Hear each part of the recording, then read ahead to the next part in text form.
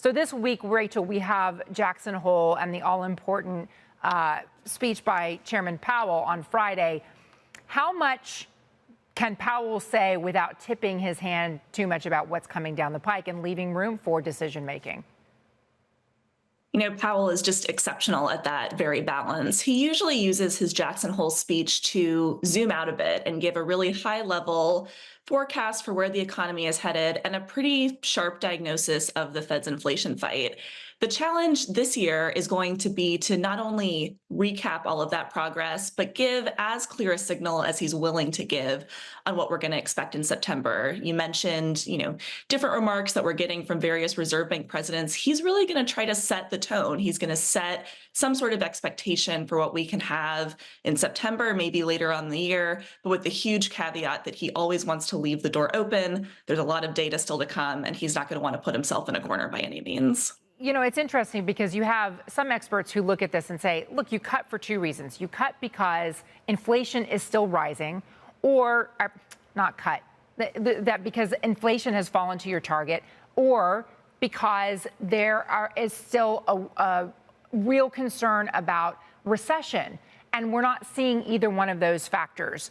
Why do you think there's such pressure on the Fed right now about cutting rates? Is it simply because we've seen them high for this long? I think there are a few things going on. As you said, rates are still very high, and they've remained high even when we're starting to see other parts of the economy slow down. So you'll hear Fed officials talk about this growing risk between keeping rates too high for too long and having that come with other consequences, that you start to see the economy cooling in areas that have been able to stay very strong. So as you have inflation cooling and reliably cooling closer to the Fed's target, you're starting to see the job market slow. There are concerns that eventually consumers will yank back. The trick is that we're not really seeing that in extreme terms yet. We're not in a recession. It doesn't look like we're headed for one. But when those things tend to get a little bit more serious, it can happen very quickly. And the fear is that the Fed will fall behind the curve once again. And all of a sudden, the job market will have slowed too much, the economy will be slowing too much, and they still will have rates at this really elevated level, even when they've made so much progress on their inflation fight. Yeah, in fact, the July jobs report is what sort of spooked the markets and gave economists pause and concern. When you look at beyond labor, if you look at housing, we're seeing that housing construction starts and permits hit a 4-year low in July.